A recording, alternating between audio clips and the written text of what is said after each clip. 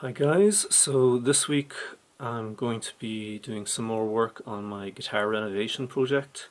I'm going to get all the paint off, get all the stickers off first obviously, and sand it down and respray the body. That's the plan at least, so let's see how it goes. So to begin with, I wanted to remove these, what would you call them? The plugs that you use to hold the bridge and saddle. So the easiest way I found to do this was to put a little screw inside, like a small screw, and then put the actual screw bolt thing that holds the saddle into the body into this socket and kind of screw it down, and it will push the actual socket up out of the wood, and worked pretty effectively. There's probably some kind of like specific tool to do this, but this is the kind of life hack way that I found on YouTube. So now we're starting the process of getting rid of all of my gunky ancient stickers. Um, I bought some razor blades to try and help me do this, but in the end, it was mostly a case of elbow grease and just tearing them off. They're mostly vinyl stickers, so they came off pretty clean. The razor was useful to get some of them started, though. But I didn't want to go digging into the paint too much with the razor as well, like in case I damaged the wood. I left some pretty horrible residue from some of them, but at the end of the day, I was planning on sanding it anyway. I also had to use the razor to get this little poker chip thing, I think they call it, the treble bass plate. So that's the guitar stripped of stickers, and now we're going to start sanding it. So I got this belt sander, and I actually wouldn't recommend this at all now. I think an orbital sander would have been a better choice. I kind of damaged the body more than I wanted to while sanding it, but it got the job done mostly. I should have paid more attention when I was sanding and tried a bit harder, but for a first try, it worked pretty well. The original plan was to stain the body. Um, I was planning on getting some kind of stain and doing it that way, but I smartly, actually, for once for me, I decided to wait until I had the paint stripped off and until I'd seen what the wood actually looked like to go buying extra things. So, sanding it down, I quickly started to realize that the wood is not very interesting or good looking. Um, as I sand down the sides, you'll start to see that it's like some kind of laminated plywood type deal where it's just loads of thin layers of wood laid on top of each other, and it's extremely easy to sand through each layer and ruin the whole look of it. So getting any kind of a grain to look nice under stain just wasn't going to happen. And it definitely wasn't going to happen at the sides because you'd see the graduation of the different layers and it just wouldn't pan out. So I decided to spray paint. So now just removing some of the electronics from the inside that I had left in there. And now we're just sanding the edges again. You can already see some of the dents and dings I put into it by sanding it too hard. I think, yeah, maybe orbital sander might have worked better, but also just more hand sanding. I One thing I've learned from this project as a whole is that I need to just do more sanding and have more patience with this stuff.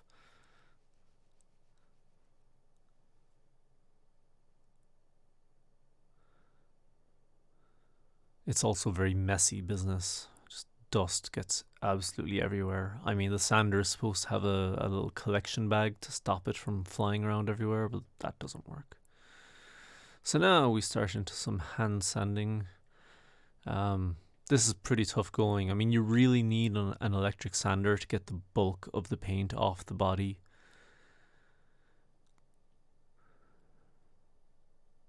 A second thought, actually, as well, is if I had known I was going to be simply fully spraying the body with fresh paint and covering the wood entirely again, I probably wouldn't have sanded the paint off like this. I probably would have just kind of sanded down some of the rougher edges and made sure all of the residue from the stickers was sanded off all right. But it's not really necessary to sand the whole thing down to just bare wood. But once I had started, I figured I'd better finish, just have it as even as possible. I probably should have just stopped though. I sound very defeatist. No, it actually turned out quite well.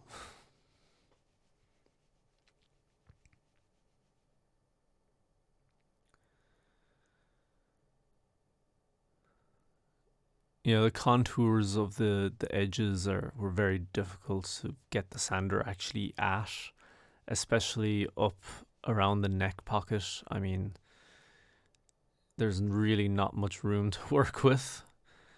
So I did as best I could with the belt sander and then just elbow grease after that. But as I said before, it's an awful pain to try and get it off by hand sanding.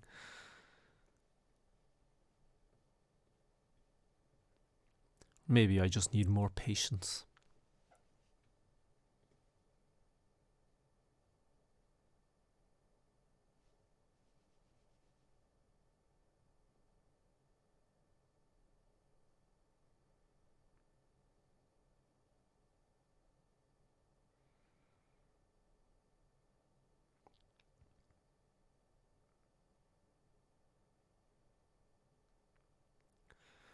Yeah, so that's the majority of it out. Apologies for my low hanging jeans there. I didn't realize I was doing that.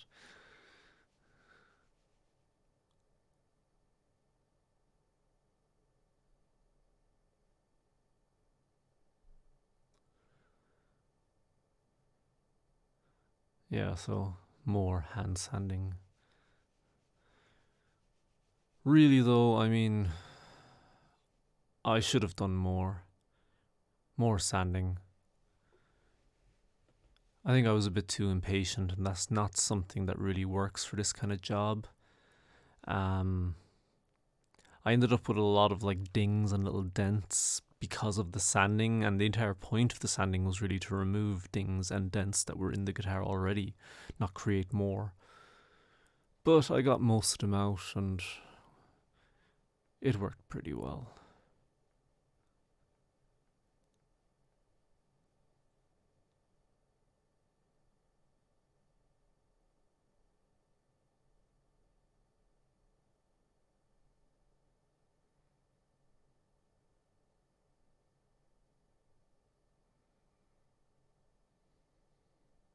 Well, that's a fantastic shot, Liam. Just hide the guitar. Alright, so now I'm trying to flatten the back a bit more with mixed results.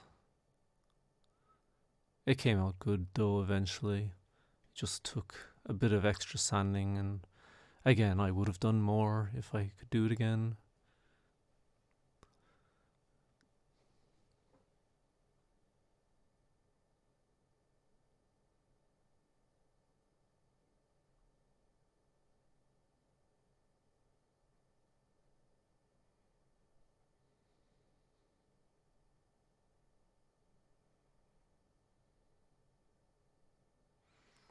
And now trying to go back over the top, even it out as well.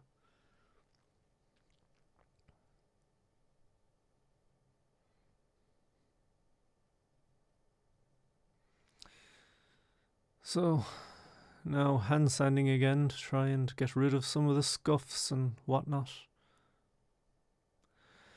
Now there was a few deep gouges out of the wood, so I decided to try and fill them up with a bit of wood glue and sand dust. Or not sand dust, sawdust, God. Had mixed results. Probably wouldn't do this method again. I think the sawdust was a bad idea. Maybe if I just put a bit of wood glue in and let that set and then sanded it flat, that would have worked better. The sawdust that was lying around was mixed in with paint, and it just didn't end up working great, especially between the two pickups where the two pickups will be going. Um, but I'm planning on putting a pick guard over that anyway, so it doesn't really matter if that looks a bit dodgy.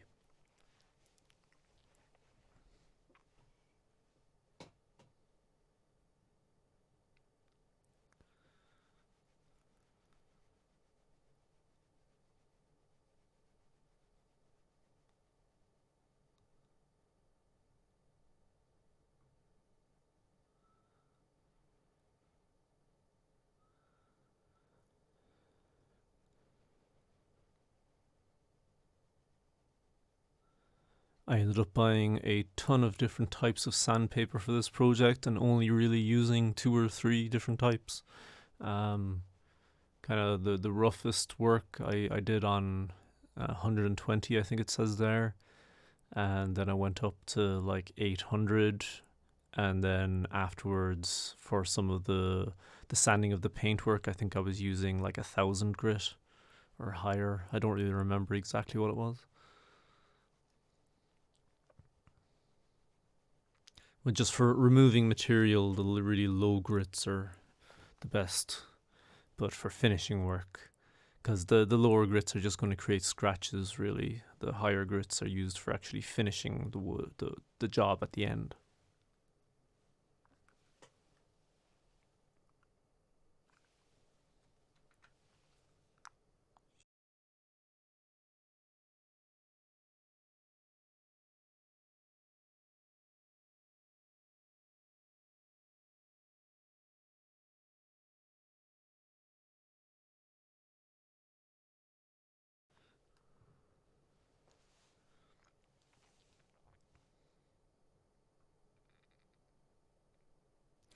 Yeah, so here I'm using some higher grit sandpaper to try and even it out and get rid of scratches.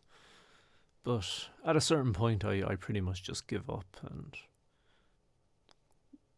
figure it's okay.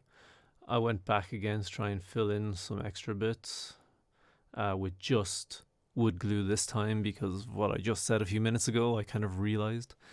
Yeah, so what I'm doing is just pouring a bit of glue into the gouge or dent or whatever you would call it, and then kind of scraping it flat with a old credit card type card, a plastic card. And that worked pretty well, and when it was sanded then it turned out pretty good.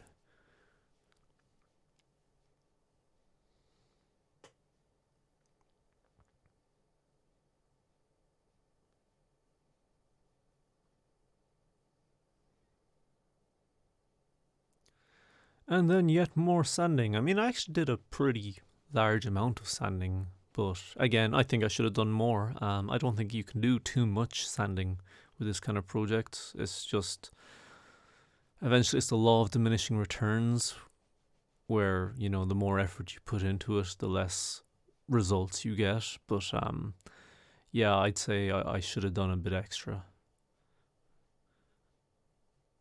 Too late now.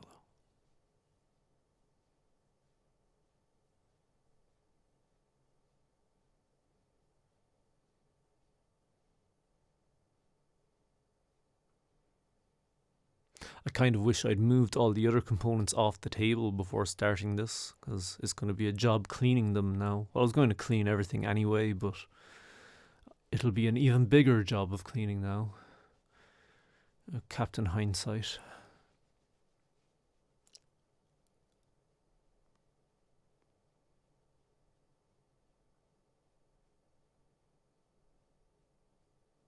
Yeah, you can see at the back there the way the sanding has gone through the first layer of the wood and kind of destroys the grain. Right, so now onto spraying. So I used this varnish spray to try and seal the wood so that it wouldn't soak up too much of the spray and the spray would actually set on the surface. And then just trying to scuff up the surface to give the paint something to adhere to. And Yeah, another coat of varnish. So I basically just alternated like this. I don't think I filmed every single layer during this because, it's just spraying over and over. So here I'm moving on to the base coat, which is just a matte white. Um, yeah, I don't know how well sealing the wood with the lacquer or varnish spray really worked, but I figured I'd give it a try. So the process here is just, spray a relatively thin coat on, sand it down to kind of level it and create abrasions for the next coat to adhere to, and then repeat.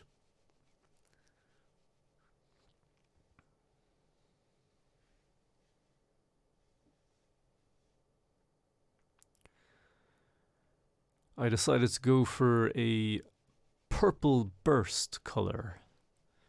I thought it might be cool. I've seen some people on YouTube do this before, so I had a pretty good idea of how to do it. Yeah, so what I had read and watched other people do was to, seal the wood, put a base coat on, then put the main color, which in this case is going to be purple, and then spray the edges with black to create the burst effect. I have to say, it actually started looking nice when it was just white, but, I don't want a white guitar, I want a purple one.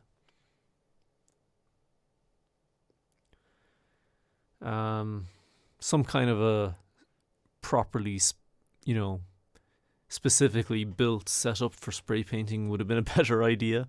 What I have is a disused second hand or third hand, probably, wardrobe in my shed. So now I'm spraying on the purple. I ended up getting gloss paints. I ended up wanting to do a matte finish because I have matte varnish and I kind of like that aesthetic. But the only purple paint I could find in my local shop was gloss purple. So, yeah, you can see even there's roughness on it again.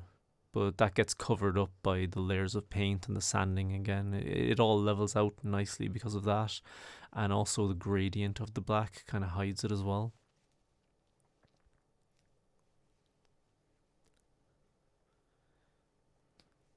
Probably should have picked a better camera angle than this.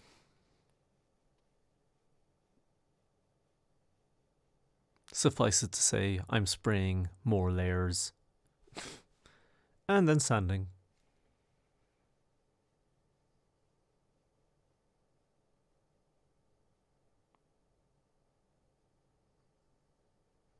If you'll notice, I'm generally wearing work pajamas. It's my new idea. I'm trying to market it.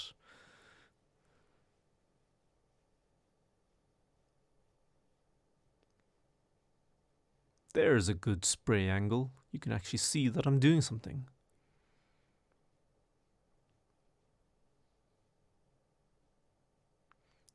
Yeah, in this little clip, I remembered to put on a glove so I didn't cover my hand in paint. That's because I walked around for a full day with purple all over my hand. Like an idiot.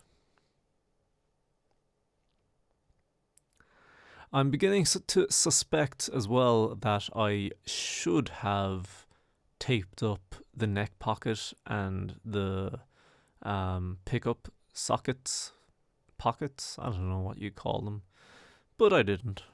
Like a fool. And we'll have to see if that causes me problems down the line. So here I'm just spraying the very edges. It's a cool little technique I saw some guys on YouTube doing, where you kind of spray off the body, just barely hitting the spray on it. I managed to screw it up a little on the top corner there, but that was fixed with a little bit of wiping and sanding and respraying.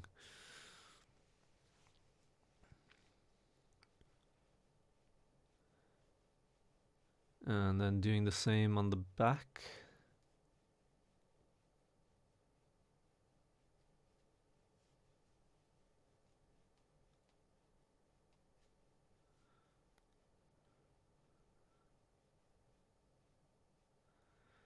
Now, it looks very dark there. I think it's mostly the sheen. Well, we'll see once it's done. So the next thing was just to apply layers of the matte varnish on the outside.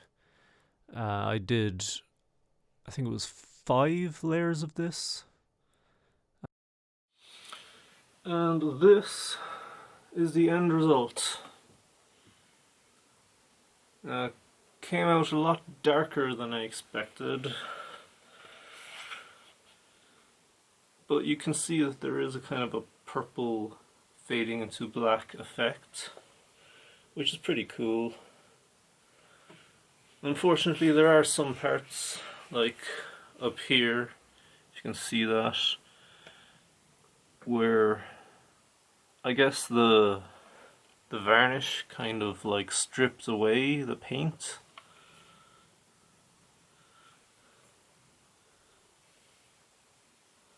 But you know what? I'm just going to accept it as kind of a unique, cool feature of the guitar. Because I've painted it far more than I want to. It's got many layers of spray paint on it. And it looks pretty cool. I'm pretty happy with how it turned out. There's a few things that could have worked out better. It's possible that I should have given it more time to dry in between coats. I gave it like 24 hours and in some cases 12 hours. I think definitely at least 24 hours, and I could have done maybe 2 days drying in between coats towards the end maybe. I got a bit over enthusiastic because I wanted to get the video done. There's some more on the top edge there. But I think from a distance it worked out pretty good.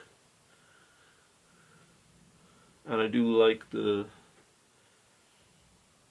kind of purple burst, I guess you would call it. I think if I was to do it again, I would spray even closer to the edges or even more away from the guitar, if you know what I mean, so that less of the black paint hits the front, just to kind of preserve the purple a bit more. But for what it is, it looks great for now. So we're going to run with that as our guitar body. So I've been saying in my voiceover during the whole process, I would probably in future do thinner coats, more sanding, and just dedicate more time. Nearly dropped it there, which would have been very stupid. Okay. The matte effect ended up working pretty well. But yeah, I'd say I'm in rating my happiness with the completion of the project, I'm about an 8 out of 10. Hopefully it'll look a bit cooler when I do some more work, and hopefully the addition of all the hardware and stuff will make it look even cooler again. So, check back next time when I'll be doing more. I think I'll probably work on the neck.